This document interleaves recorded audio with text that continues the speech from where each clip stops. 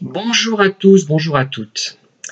Alors, je voudrais vous parler de la confusion qui existe parfois entre une personne manipulatrice, entre une personne perverse et une personne qui est, on va dire, très sensible, très hors norme, très créative. Alors, je ne fais pas allusion aux surdoués, je fais allusion à toutes les personnes qui ont en elles une certaine, on va dire, le terme n'est pas scientifique, je le sais, hein, mais je pense que vous comprendrez où je veux en venir, une certaine profondeur, une certaine culture, une certaine envie d'authenticité dans les échanges, une certaine sensibilité et souvent une grande créativité, que cette créativité aboutisse à des œuvres moyennes, médiocres, excellentes ou à des chefs-d'œuvre, peu importe. Hein. Voilà, je pense que vous avez bien cerné le public. D'un côté, le pervers, donc je ne vais pas vous rebattre les oreilles avec ce qu'est un pervers, vous le savez, grâce aux nombreuses vidéos qui existent, aux livres qui existent, il n'y a pas de problème, vous savez ce que c'est maintenant je pense, et je ne vais pas revenir là-dessus. Mais je reviens quand même encore sur la personne cible que l'on confond parfois avec le pervers. C'est une personne qui est créative, qui a beaucoup de sensibilité et qui aime les relations authentiques, les vraies relations, les relations amicales avec un grand A, les relations amoureuses, les vrais échanges, même si ces échanges n'ont pas lieu forcément avec uniquement des amis. Alors pourquoi on les confond? Parce que la personne qui est sensible, qui est créative, qu'on va appeler personne atypique, hein, pour faire rapide, elle va être mise en état de détresse par les relations des personnes normaux-pensantes. Désolé, je reprends ce terme, par des personnes classiques de pensée. Et ce n'est pas injurieux, contrairement à ce qui a pu être dit, ça m'a agacé profondément cette histoire. D'ailleurs, hein, je vous l'ai dit, je l'ai contacté d'ailleurs Christelle Petit-Colin, qui était également la cible de ce youtubeur, hein, et elle a été d'accord avec moi, hein, il n'y a pas de problème. Et donc je ne fais pas allusion à des personnes qui seraient des sous-individus, c'est pas ça, mais il y a des gens qui, tout en ayant des doctorats, des bac+5, une grande intelligence, un QI très très élevé, ne sont pas comme vous pouvez l'être, comme je peux l'être. Ça n'a rien à voir, et voilà. Bon, donc je les catégorise quand même, pour faire simple, dans les normaux pensants, pensées traditionnelles. Et en fait, qu'est-ce qui va se passer avec nous, avec vous, qui me regardez? Parce que je pense que les quelques personnes qui me restent parmi mes auditeurs, qui ne sont pas allés vers des vidéos très simplistes, sont des personnes comme moi, qui comprennent les choses un petit peu comme moi. Les autres, celles qui sont parties, il y a soit des gens, il y a un auditorat, je vais être dur, là, vous allez me lancer des tomates, un peu bébêtes, hein, pour accréditer certains youtubeurs et certains propos de certains youtubeurs, c'est quand même grave, et d'autres qui ont fait le tour de la question, qui n'ont plus besoin de revenir ici, qui n'ont plus peut-être de personnes perverses dans leurs relations. Donc, qu'est-ce qui va se passer au quotidien? Qu'est-ce qu'on vous propose comme relation? Qu'est-ce qu'on nous propose? Alors, on nous invite à des grandes tablées, des grandes relations qui se passent au restaurant. Il y a une grande table, il y a 20 personnes, ce qui fait qu'on est dans le brouhaha, on a du mal à parler parce qu'il faut manger en même temps. Moi, j'ai du mal à faire tout à la fois. Le temps est parfois un petit peu limité quand même. Il y a du bruit, le contexte n'est pas individualisant, c'est-à-dire que même si on peut parler à la personne de gauche, à la personne de droite et à celle qui est en face, ça limite quand même les choses. On ne peut pas dire de choses personnelles, et des gens comme vous et moi, nous ressentons une forte frustration qui confine parfois la colère quand on nous oblige à assister fréquemment à ce genre de comment on pourrait le qualifier, de manifestations superficielles qui réunit des gens qui n'ont pas entre eux de lien très fort, ou pas de lien du tout, qui parfois se détestent. Parfois, j'ai été confronté à des repas comme ça avec des pervers narcissiques qui disaient du mal de moi derrière mon dos. Je l'ai appris après, hein. Je dis franchement, hein, c'est arrivé.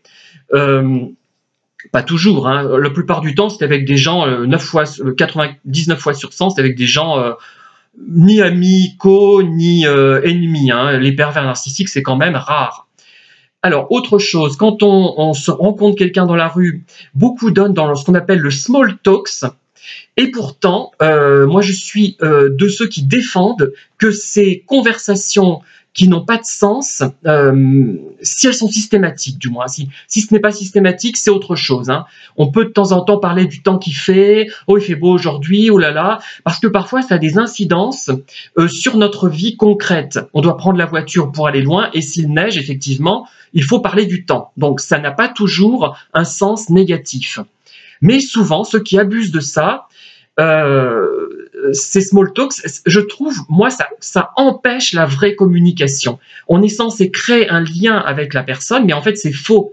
On crée le lien avec une personne si on ne l'a jamais rencontrée et qu'elle utilise ce stratagème pour entrer en relation avec nous. Elle pourrait en utiliser un autre, hein, vous me direz, mais pourquoi pas?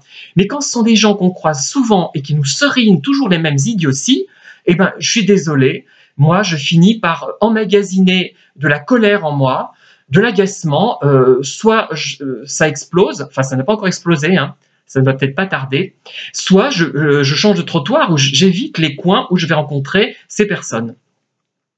Après, il y a aussi, quand on est dans une conversation amicale, je sais pas, 3-4 personnes maximum, hein, moi j'ai connu ça je n'aime pas trop les conversations à 3 ou 4. Pour moi, une relation, c'est 2 personnes en face à face. Je suis désolé, je suis peut-être borné, mais c'est comme ça. C'est le besoin que je ressens moi, donc c'est légitime.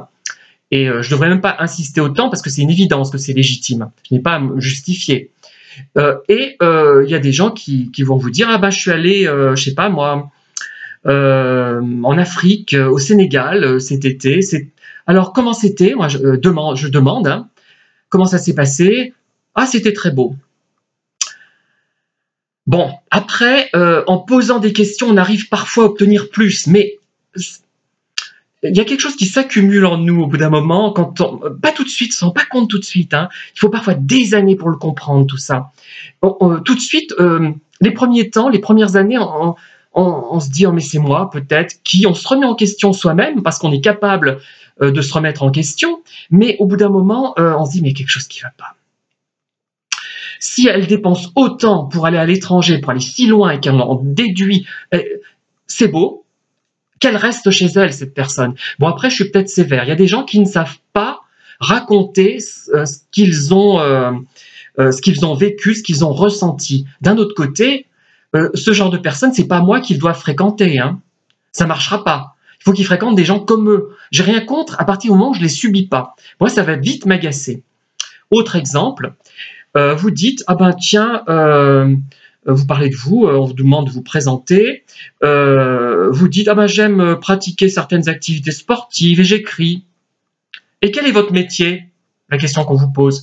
Voilà, la question qui tue. Je dirais pas que c'est la question qui tue, mais presque. C'est-à-dire que ce qui est valorisé pour eux, c'est ce qui est normé, ce qui est banal, le travail, alors qu'on sait que le travail, on n'est pas forcément passionné par ce qu'on fait. Moi, ça m'intéresse, mais peut-être que ça ne me passionne pas au point de vouloir en parler à tout bout de champ. Hein. Et voilà, on est dans ce côté normé, on se dit, mon Dieu. Et Françoise Sagan, d'ailleurs, dans un de ses livres, je ne sais plus lequel, et là, c'est pour ça qu'elle est un peu remontée dans mon estime, même si le livre, je ne trouvais pas extraordinaire, elle disait, mais moi, quand je côtoie quelqu'un pour la première fois, j'ai envie de savoir qu'est-ce qu'il lit, par exemple. Voilà, ça, c'est une question intéressante. Voilà une personne intelligente, voilà une personne ouverte, voilà une personne qui a une sensibilité quand même si on peut la critiquer sur ses écrits et sur la vie qu'elle a pu avoir. Et ils n'ont pas l'idée de dire, mais tiens, vous parlez de sport, mais quel sport pratiquez-vous? Qu'est-ce que vous écrivez comme livre? Quel livre écrivez-vous? Dans quel genre? Ça paraît banal, mais moi, c'est une question qui me... Même si, par exemple, j'ai envie de savoir, tiens, il fait du sport, ce bonhomme-là, ou cette bonne femme-là. Enfin, c'est pas négatif, hein, quand je dis bonhomme, bonne femme, c'est pour rire. Tiens, je vais quand même savoir qu'est-ce qu'il fait. Après, si le sport en question ne m'intéresse pas, je ne vais pas épiloguer, mais je vais quand même manifester un intérêt spontané. L'intérêt, c'est même pas de la politesse pour moi, c'est spontané. À la limite, la politesse, parfois, elle est très utile parce qu'elle permet justement de poser des bonnes questions. Mais moi, c'est pas de la politesse. Hein, mais la politesse, Comme disait une de mes profs d'espagnol, agrégée d'espagnol, en seconde, première terminale, je l'ai eu, Madame Briquet, elle habite Montluçon, elle disait « Ayez la bonté d'avoir la politesse élémentaire ». Et bien, on a envie de dire ça à tous ces gens. Au moins que la politesse serve à quelque chose, qu'elle fournisse une sorte de vernis qui permet d'éviter de blesser des gens, les considérer comme rien, comme des gens interchangeables qui sont obnubilés par leur travail, qui leur apportent de l'argent, par leur statut social. D'ailleurs, à ce propos, mais je ne vais pas en parler parce que je vais me faire mal voir et j'ai encore des liens avec Amazon, donc je ne vais pas en parler. C'est indirectement lié à Amazon, c'est pour ça, donc je n'en parle pas. Voilà, donc tout ça, tous ces exemples, parmi d'autres, hein. Alors, il y a aussi ceux quand on est gay. Les gens savent qu'on est gay, qu'on est homo. Ils savent bien que la poignée de main, ce n'est pas un code gay et lesbien. Enfin, en général, à part la première fois peut-être, c'est la bise comme à tout le monde. Ils insistent pour nous donner une poignée de main. Bon, là, c'est peut-être de la provocation et de l'homophobie. Hein. Je ne sais même pas. Il y a des gens qui ne réfléchissent à rien. On a l'impression qu'ils n'ont pas de... Je ne sais pas ce qu'ils font dans leur journée, peut-être qu'ils ont trop de travail, qu'ils sont trop pris, c'est possible. Il y a peut-être cette explication aussi, il ne faut rien négliger. Mais tout de même. Alors au bout d'un moment, quand on subit tout ça et d'autres situations du même genre, par exemple des gens qui croient que le plus important c'est de nous inviter au restaurant. D'ailleurs, il y a une adaptation de l'élégance du hérisson avec Josiane Balasco qui était comme ça. L'asiatique qu'elle fréquente, il passe son temps à l'inviter au restaurant. Je suis désolée, une personne hors norme, une personne atypique ne va pas passer son temps au restaurant. Elle ira peut-être de temps en temps, mais là, c'était vraiment, ils passaient leur temps à bouffer ensemble. Pour moi, c'était pas des gens atypiques, c'était pas des gens hors normes. Et l'adaptation, à mon avis, est ratée complètement. J'espère que le roman n'était pas comme ça, sinon on est en dehors des... c'est pas ça. Une personne atypique, elle n'est pas comme ça. Elle n'est pas comme ça. Elle peut avoir quelques traits typiques, quelques traits beaufs. Moi, j'en ai aussi. Mais globalement, il y a des gens qui sortent de l'ordinaire sans avoir de QI élevé, ça j'insiste lourdement là-dessus, ne sont pas comme ça. Ils ne sont pas que comme ça. C'est-à-dire qu'ils vont avoir aussi cette tentation, parce que c'est agréable de manger, mais ça va être périphérique, en quelque sorte. Donc tout ça accumulé, au bout d'un moment, ça crée une envie de rentrer dedans, d'y aller, paf, de carrément être agressif et de passer pour caractériel, pour pervers, pour désagréable, pour manipulateur et que sais-je encore. Parce qu'on n'en peut plus. On ne veut pas des conversations intellectuelles, ce n'est pas cela. Ce n'est pas des conversations intellectuelles que des gens comme moi on souhaite, c'est des conversations authentiques. Je suis désolé, le terme paraît prétentieux, mais c'est ça. C'est une certaine authenticité, une certaine vérité. Par vérité, je n'entends pas un manque de tact. Attention, ça ne veut pas dire qu'on va dire aux gens leurs 4 vérités, pas du tout. Au contraire, on va faire preuve de tact. Mais on va exprimer des choses qui sont vraies en éludant parfois d'autres choses qu'on ne va pas dire. Par politesse, par humanité, par intelligence, mais on veut quelque chose de vrai, une conversation banale, mais authentique, c'est ça qui est important, pas un truc frelaté, qui va du prêt-à-porter, qui va s'adapter à tout le monde. Ça ne nous intéresse pas, mais pas du tout. Et en faisant ça, vous créez une animosité, une rancœur en nous, dont on n'a que faire, qui nous encombre. On n'est pas content, alors qu'en fait, comportez-vous. Si vous étiez parfaitement naturel, si par exemple un jour vous avez envie de parler, je sais pas moi, d'un problème de tuyauterie avec votre plombier, que vous n'arrivez pas à obtenir, je sais pas, qu'il vienne, bah ça c'est une conversation intéressante, parce que ça vient de vous, de ce dont vous avez envie de parler. C'est ça, mais je voudrais vraiment, faire passer ce message, mais à tous les Tiernois, à tous les Puy-d'Aumois, à tous les Français, à tout le monde, pour que les relations avec moi et avec d'autres gens comme moi soient harmonieuses. Vous auriez des relations idéales. C'est ça que vous comprenez pas. Vous ne comprenez pas ça. Ça serait... après, il ne s'agit pas non plus de nous monopoliser 24 heures sur 24, hein, mais c'est pas ça. Mais est-ce que je me fais comprendre? Mais merci de me répondre. Si vous avez écouté cette vidéo jusqu'au bout, reconnaissez-vous dans cette description et dites-moi, mais diffusez cette vidéo massivement, mettez des pouces, pas pour qu'elle fasse un buzz, mais pour que vraiment on puisse communiquer pleinement, qu'on soit dans quelque chose d'une relation authentique. Voilà, c'est le terme que je cherchais, je l'évitais en fait, parce qu'il paraît un peu prétentieux, mais ce n'est pas une conversation intellectuelle, je résume, pas forcément, ça peut l'être, mais pas forcément. Ça peut être une conversation que quelqu'un qui est parfaitement inculte, qui n'est jamais allé à l'école, qui est en situation d'illettrisme, quel qu'il soit, quel que soit mais qui a une sensibilité, peut mener.